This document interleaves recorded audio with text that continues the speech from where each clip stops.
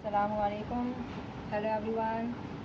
So we were doing worksheet number 18 हम कर रहे थे। हमने इसका फर्स्ट पार्ट मैंने अपलोड कर दिया है।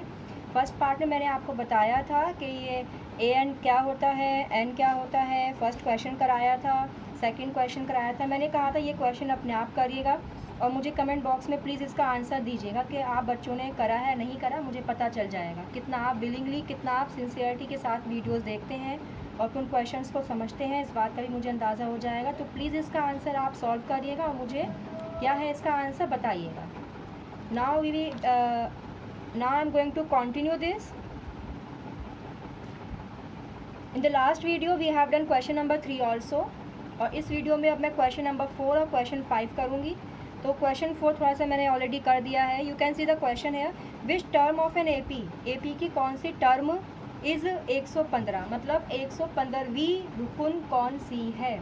115वीं रुकुन मतलब 115वीं, यानी एन कितना है मेरा, सॉरी इन्होंने बोला है which term of an AP is 115, मतलब कौन सी रुकुन 115 है। ठीक है, कौन सी रुकुन 115 है, मतलब 115। देखो ये एपी दी है आपको, पहला 7 है, फिर 13 है, फिर 19 है, फिर डैश डैश, मतलब बीच में बहुत सारी रुकुन होंगी, वो दिखाई नहीं है। फिर सबसे आखिरी की रुकुन 205 है। ठीक है, तो जो ये डैश डैश हैं, इन डैश डैश के बीच में ही कहीं ना कहीं ये 115 भी आ रही होगी। क्लियर हुआ, क्योंकि 115 19 से तो बड़ी है और 205 से छोटी है। तो मतलब 19 और 205 के बीच में जो भी रुकुन हैं, जो भी नंबर्स हैं, उन नंबर्स में से एक नंबर 115 होगा। क्लियर हुआ। लेकिन अब क्वेश्चन में यही तो पूछा है कि 115 है, लेकिन वो 115 कौन से पोजीशन पे है। वो 5वीं पोजीशन पे है, 6ठी पोजीशन पे है, 7वां रुकुन है, 8वां रुकुन है, मीन्स वाह, यानी एन पूछा है मुझसे। तो मैं एन पर क्वेश्चन मार्क लगाऊंगी। पहला रुकुन मेरे पास 7 है, इनका मुश्तरक फ़र्क कैसे निकालते हैं, दूसरे में से पहला वाला माइनस कर देते हैं। तो मैंने दूसरे में से पहला वाला माइनस किया है और यहाँ पे आपका क्या आया है, 13 में से 7 माइनस होगा तो आपका यहाँ पे 6 आ जाएगा। ठीक है, अब आपको क्या निकालना है इसके अंदर, अब निकालना है एन। तो again I am writing the same formula. मैंने आपको बताया था कि फॉर्मूला तो वही रहेगा, बस हर बार क्वेश्चन में आपको कुछ अलग दे दिया जाएगा और कुछ अलग पूछ लिया जाएगा। ठीक है, इस बार देखो हमें ए दिया है, डी दिया है और हमें ए एन भी तो दिया है मुझे। ए एन कितना है मेरा 115, क्योंकि 115वां पोजीशन नहीं है, वो नंबर है जो बैठा हुआ है। तो 115 यानी कि ए एन भी दिया है। अब आपको यहाँ पे एन निकालना है, तो बस सिंपल वैल्यू पुट कर दीजिए। 115 की जगह आप क्या लिखेंगे यहाँ पे, सॉरी ए एन की जगह क्या लिखेंगे, 115 बराबर ए क्या है आपका 7 बराबर नहीं आएगा ब्रैकेट, और ये एन की जगह आपका n-1 एज इट इज़ आएगा, और डी आपका क्या है यहाँ पे मल्टीप्लाई 6। तो 115 बराबर 7 प्लस n-1 मल्टीप्लाई 6। दोबारा लिख दिया मैं ताकि आपको क्लियरली दिख जाए। अब देखिए 6 इस ब्रैकेट से मल्टीप्लाई होगा और ये 7 प्लस का है, तो यहाँ जाके क्या बन जाएगा माइनस का। -7 बराबर n-1 मल्टीप्लाई 6। ठीक है, अब आप 115 में से 7 को माइनस कर दीजिए। 8 9 10 11 12 13 14 15 यानी 8 आएगा। 108 आ रहा है, इसका मतलब जब आप माइनस करेंगे ना, माइनस साइड में करके देख लिया करिए, शॉर्टकट नहीं कि अपने ओरल कुछ कर। अगर ओरल नहीं कर पा रहे हैं तो माइनस यहाँ पे शो कर दीजिए, यहाँ पे कर लीजिए। ये सिर्फ 1 सेकंड लगता है, लेकिन आपका आंसर एक्यूरेट आ जाएगा अगर आप ओरल नहीं कर पा रहे हैं। तो यहाँ पे आपका आंसर आएगा 108 equals to n-1 again in bracket और मल्टीप्लाई 6। अब बॉड मास के हिसाब से मैंने आपको बताया था कि हमेशा पहले ब्रैकेट खोलते हैं, लेकिन ब्रैकेट मैं खोलूँ कैसे, क्योंकि ये यकसा नहीं है, ये वेरिएबल है और ये कांस्टेंट है। n और n में से 1 मैं माइनस नहीं कर सकती, क्योंकि जब कोई डिजिट यकसा होती हैं, एक जैसी होती हैं, लाइक होती हैं, तभी उन्हें माइनस या प्लस किया जाता है। तो n में से माइनस में नहीं कर सकती 1, इसीलिए यही वजह है कि मैंने ब्रैकेट एंड तक रखा है, ब्रैकेट मैंने स्टार्टिंग में ही नहीं खोला है। अदरवाइज़ जब भी कोई ऐसी कंडीशन हो और आपके ब्रैकेट में यकसा नंबर्स हों तो उनको पहले आप खोलकर ब्रैकेट ओपन करेंगे, फर्दर उसके बाद आप अपने और ऑपरेशंस को अप्लाई करेंगे। अब यहाँ पे आपका 108 आया। अब ये 6 इसके नीचे, क्योंकि 6 मल्टीप्लाई में है तो 6 इसके नीचे आ जाएगा, डिवाइड में हो जाएगा n-1। ठीक है, अब 108 को 6 से डिवाइड करो, या ऐसे कर लो, बच्चों की तरह कर लो, कोई बात नहीं, बच्चों की तरह कर रहे हैं तो आंसर सही आना चाहिए हमारा। ठीक है, 6 कम 6 आ गया, 10 में से 6 गया 4, फिर 6 8 48, 18 आ गया आपका यहाँ पे। ठीक है, 18 बराबर n-1। अब क्या आएगा आपका, ये जो 1 है माइनस का यहाँ जाके क्या बन जाएगा, प्लस। तो 18 और प्लस 1 19, और ये n की वैल्यू 19 आ गई। मतलब जब आप करेंगे ना तो 19वें पोजीशन पे 115 बैठा हुआ होगा। 1 2 3 4 5 6 7 8 9 10 11 12 13 14 15 16 17 18 19 मीन्स यहाँ पे 19वें पोजीशन पे 115 बैठा है। बहुत इंपॉर्टेंट क्वेश्चन है, एग्ज़ाम में आता है। डोंट गेट कंफ्यूज, n क्या है, an क्या है। n है आपका वो पोजीशन, 19वीं पोजीशन, लेकिन 19वीं पोजीशन पे कौन बैठा है वो an कहलाता है। Now do the last question.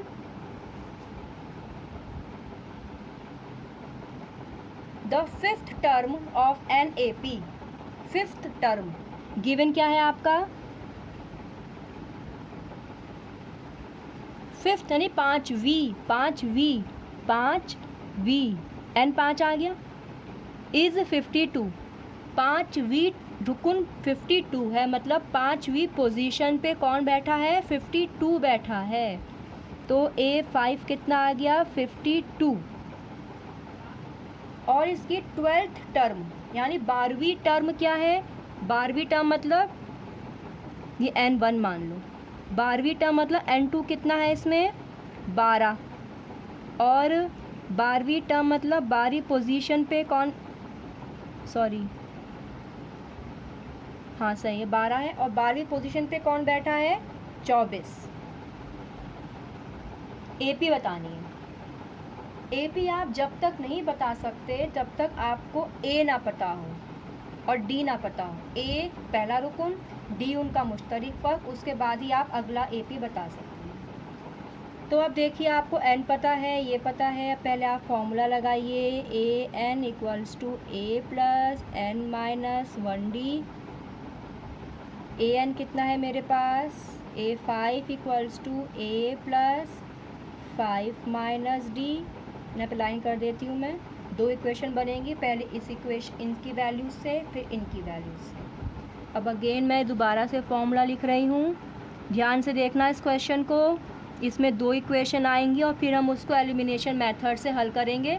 चाहे तो आप जो मर्ज़ी मेथड से सॉल्व कर दो, वो आपके ऊपर है। अब इस बार मेरे पास AN कितना है, A12 कितना है, A नहीं पता, N मेरे पास 12 है, और ये D आ गया। A5 मेरे पास 52 है, A + 5 में से 1 गया 4, A12 मेरे पास 24 है, A + 12 में से 1 गया 11D। ये पहली इक्वेशन आ गई, ये दूसरी इक्वेशन आ गई। दो इक्वेशन को साथ साथ लिख देती हूँ। 52 = A + 4D और 24 = A + 11D। ये दो इक्वेशन आ गई हैं, ठीक है। 52 = A + 4D और 24 = A + 11D। अब इन दो इक्वेशन को एलिमिनेशन मेथड से हल करिए। देखिए एलिमिनेशन मेथड्स कैसे होता है। सबसे पहले तो आपको वेरिएबल का जो कोफिशिएंट है वो सेम बनाना होता है। तो देखो यहाँ तो ऑलरेडी सेम है, ये A है, ये A है, ये 1 है और ये 1 है, दोनों सेम सेम है। तो कोफिशिएंट तो हमें सेम, कोई ज़रूरत नहीं बनाने की, अब ऑलरेडी सेम है। अब मुझे इनके निशान यानी कि साइन चेंज करने हैं। कैसे? ये 24 प्लस का है तो ये माइनस का हो जाएगा, ये प्लस का है तो ये माइनस का हो जाएगा, ये प्लस का है तो ये माइनस का हो जाएगा। तो 52 में से 24 जब मैं माइनस करूँगी, यहाँ पे कर लीजिए आप,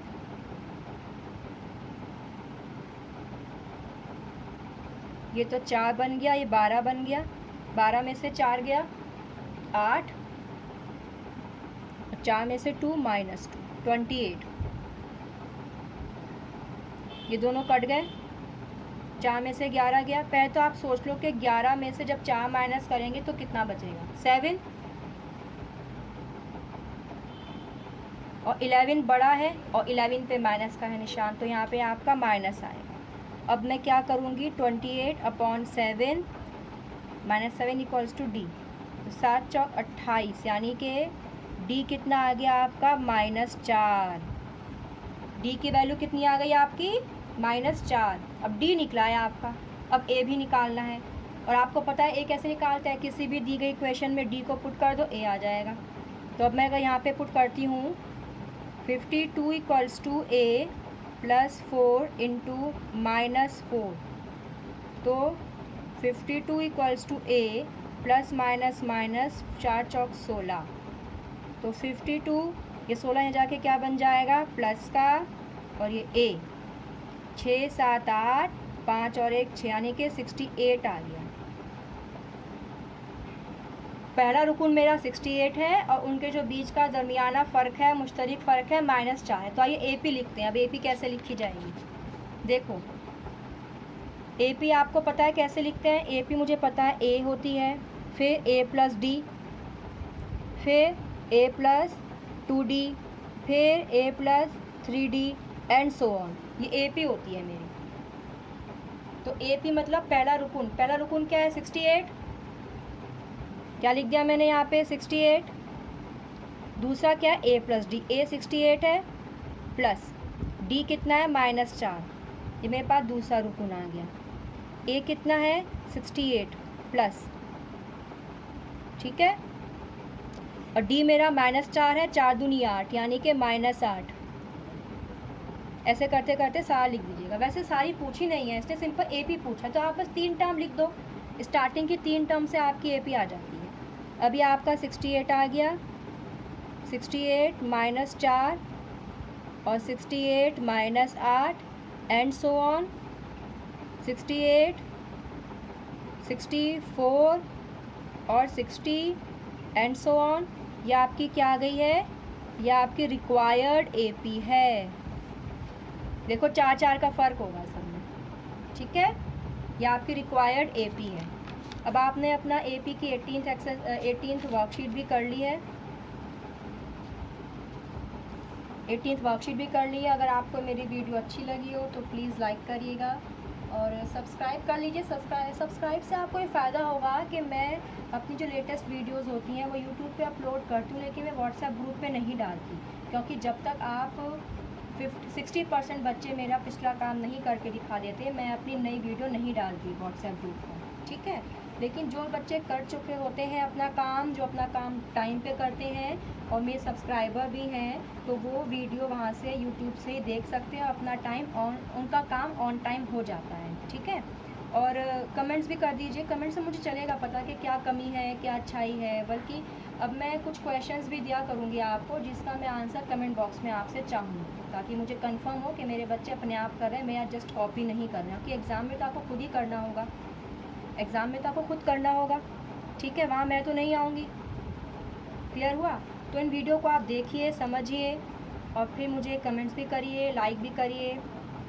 चलिए, अल्लाह हाफिज़। अब मैं नई वीडियो बनाऊँगी आपकी, वीडियो नंबर जो आपकी 19 होगी, ठीक है। चलिए, अल्लाह हाफिज़।